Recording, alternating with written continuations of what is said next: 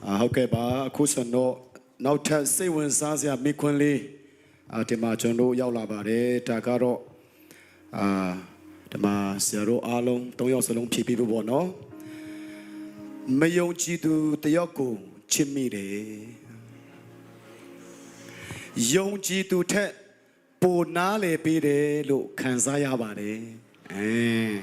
ကြံသေးတယ် match ဖြစ်တယ်လို့ခံစားရတယ်ကြံသေးတယ်ဒီအရာက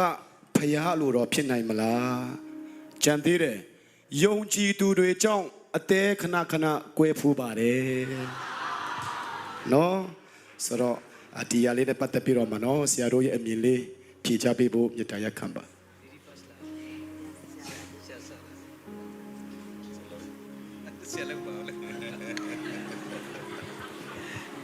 အဲ့တဲ့ဦးစားပေးမလို့ဆယ်တိုက်တာဆိုဦးစားပေးမကောင်းလားကောင်းပါတယ်ကျွန်တော်ရဲ့ဝင်ခါချက်တယ်များအမှန်တမ်းကြားနေကြဆိုတော့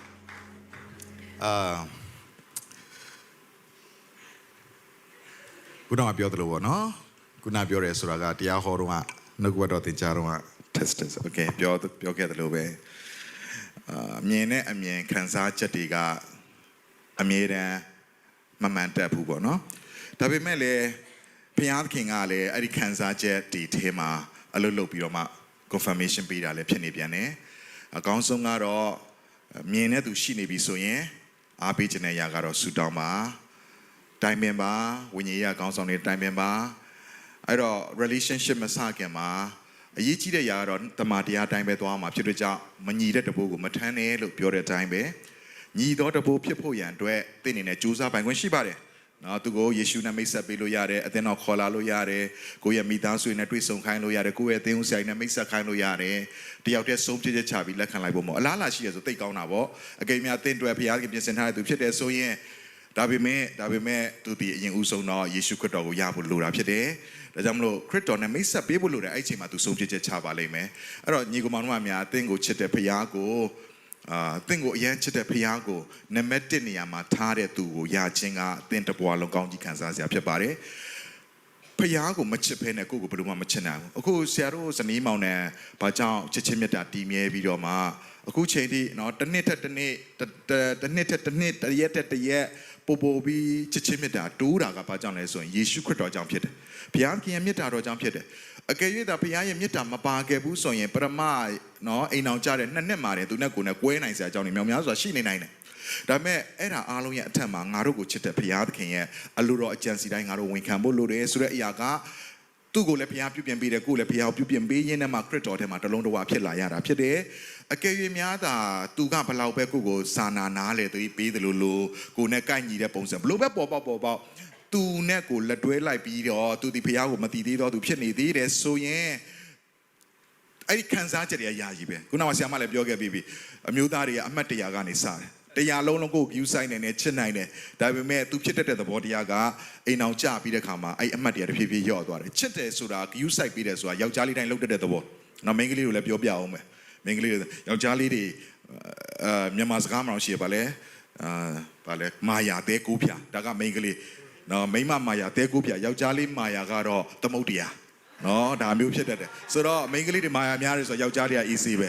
ယောက်ျားလေးမှာလက်နက်ပေါင်းစုံရှိတယ်နီးစနစ်ပေါင်းစုံရှိတယ်ဒါကြောင့်မလို့ခုတင့်ကို view site တိုင်းလဲအစစ်မှန်ဟုတ်ချင်မှဟုတ်မှာအစစ်မှန်ကဘုရားစီကပဲလာတာဒါကြောင့်မလို့ဘုရားကိုရတဲ့သူကိုရွေးချယ်ပါလို့အကြံပေးခြင်းနဲ့သူကိုခေါ်လာခဲ့ပါမိတ်ဆက်ပေးပါသူကညင်းဆန်နေဆိုရင်တော့သူလန်းသူသွားပါစေသင်အဲ့ဒါကိုတန်းတန်းဆွဲမနေနဲ့သူထက်ကောင်းတဲ့သူဘုရားပြင်ဆင်ထားပေးလို့နောက်တစ်ခုပြောမယ်နော်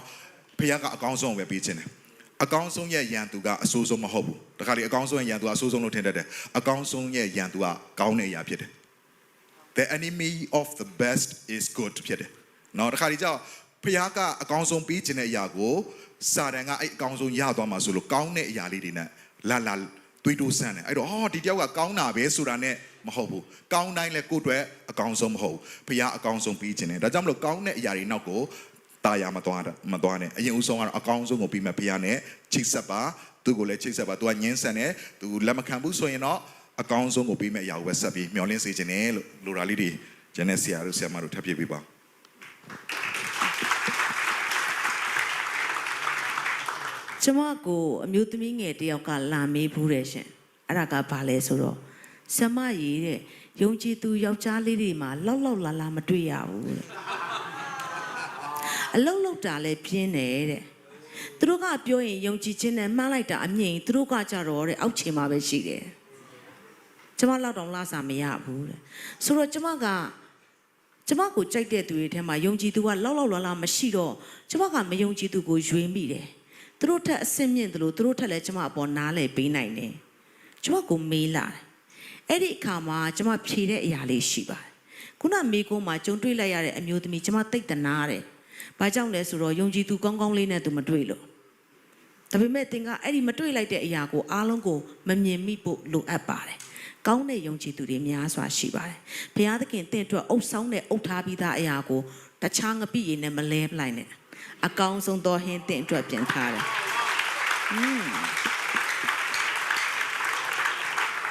တင်နားလေရမယ့်အရာကအလင်းကမှောင်မိုက်နဲ့ဆက်ဆံလို့မရဘူးအလင်းကအလင်းပဲအလင်းဖွင့်ရင်မှောင်မိုက်ပြေးကိုပြေးရမယ်ဒါဆိုရင်ဖခင်ကအလင်းဖြစ်တယ်ဆိုတင်ကမှောင်မိုက်နဲ့အပေးယူလို့မရဘူးယေရှုနဲ့ဘာလနဲ့သွားတွဲလို့မရဘူးဒါကြောင့်ကျမ်းစာထဲမှာဗာရေးထားလဲဆိုတော့မယုံကြည်သူနဲ့လက်ထပ်တဲ့သူက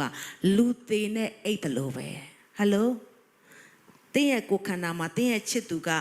နော်တင်နေတဲ့သူနဲ့တညလုံးတင်ကပူးပြီးအိတ်နေရတယ်ဆိုရင်အနံ့သက်မကောင်းပါဘူးတင်ကဒီအမြင်နဲ့ကြည့်မှလားဖခင်အမြင်နဲ့ကြည့်မှလားလောကအမြင်နဲ့ကြည့်ရင်တော့ရှုံးမှာဖြစ်တယ်ဘာကြောင့်လဲဆိုကျွန်မပြောပြစီအများကြီးတည်းတစ်ခုလောက်ပြောပြမယ်ကျွန်မဣသရေလကိုရောက်တဲ့အခါမှာဣသရေလမှာအဆောက်အဦတစ်ခုတွေ့တယ်အချုံ3ခုနဲ့ကျွန်မတွေ့တယ်ဒါနဲ့ကျွန်မဒီအဆောက်အဦကဘာလဲလို့မေးတဲ့အခါမှာတောင်းနှစ်ခုအချုံကားတဲ့သတို့သားနဲ့သတို့သမီးကိုပုံဆောင်ပြီးတော့ယောက်ျားမိန်းမပုံဆောင်ပြီးအလေကအချုံအရှိဆုံးကဘာလဲဆိုတော့ယေရှုခရစ်တော်ကိုပုံဆောင်တယ်တနည်းအားဖြင့်ဒီနှစ်ယောက်ကိုပေါင်းစည်းစေတာယေရှုပဲဖြစ်တယ်ဒါကြောင့်သင်ကယုံကြည်သူကိုရွေးချယ်တယ်ဆိုရင် covenant ယေရှုပါတယ်မယုံကြည်သူကိုရွေးချယ်တယ်ဆိုရင်တော့စာချုပ်ပဲဖြစ်လိမ့်မယ်ဒါကြောင့် treat can တစ်ခုကိုကျွန်တော်တို့ကြည့်မယ်ဆိုရင်တစ်ဖက်တစ်ချက်အစွန်းမှာရှိပြီးအလေကအချုံဆုံးဖြစ်သွားတယ်ဆိုတော့သင်တို့နှစ်ယောက်ကိုပေါင်းစည်းစေတာကဖခင်ပဲဖြစ်ပါတယ်ဒါကြောင့်သင်အနေနဲ့သင်ခန်းစားချက်ကိုနားလေတယ်သင်ကြုံတွေ့ရတဲ့အရာတွေကိုနားလေပါတယ်ဒါပေမဲ့မယုံကြည်သူနဲ့တော့သင်ကိုလုံးဝမရွေးချယ်စေချင်ပါဘူးတင်ရဲ့အမြင်ဖြစ်နေတဲ့အရာထက်အဝေးမှာဖျားထားတဲ့ပန်းတိုင်မျိုးရိုးကောင်းကြီးဖြစ်မဲ့အရာကိုပဲရွေးချယ်စေချင်ပါတယ်ယေရှုတက်ပါတယ်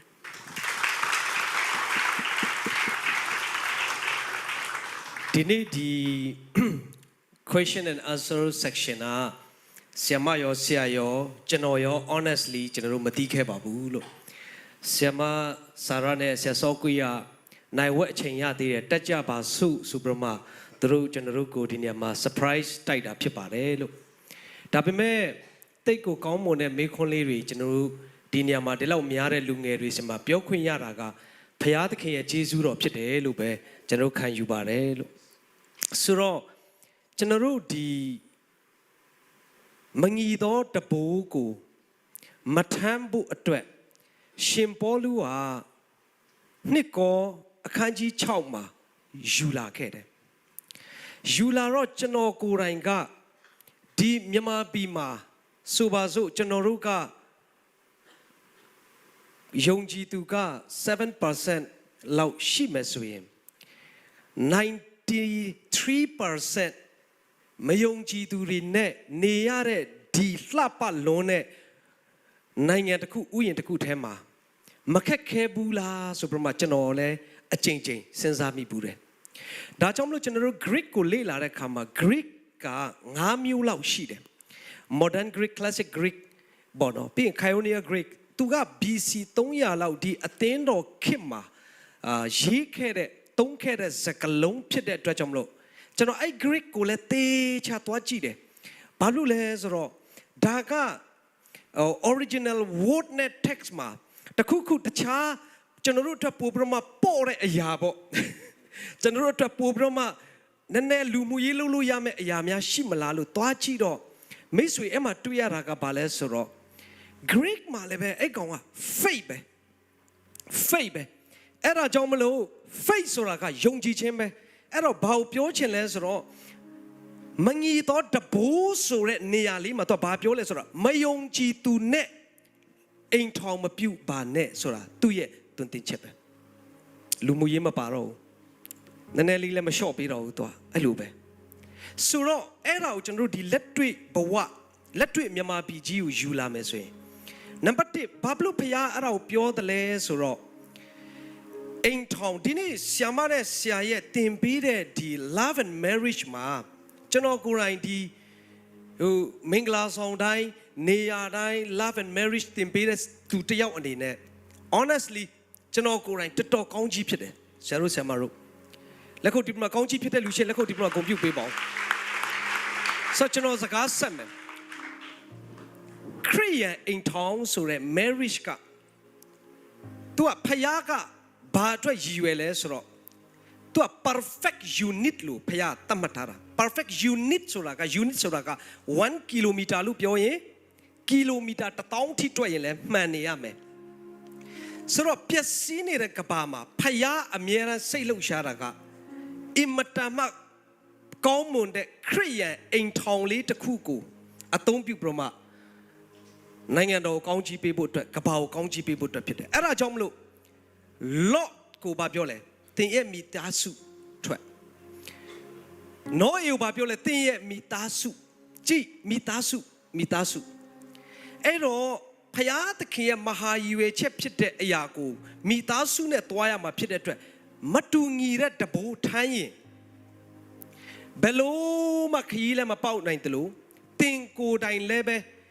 ချုံနှောင်မှုတွေအခက်ခဲတွေအများကြီးရောက်နိုင်တယ်တချို့လူတွေတိတ်ပြီးတော့မှကန်ဆူးရဲဆိုတဲ့စကားလုံးလေးခဏငှားရအောင်ဘာလို့လဲဆိုတော့ကျွန်တော်မြင်ဘူးတဲ့အများကြီးပဲကျမ်းစာမှာဘာရှိလဲဆိုတော့အမှောင်၌ကျင်လေရင်မကောင်းသောအရာကတင့်ကိုအုပ်ဆိုးနိုင်တယ်ဆိုတဲ့စကားလုံးရှိတယ်ဒါကြောင့်မလို့ဘာဖြစ်သွားလဲဆိုတော့တကယ်စစ်မှန်တဲ့ခရိယန်တွေယုံကြည်သူတွေ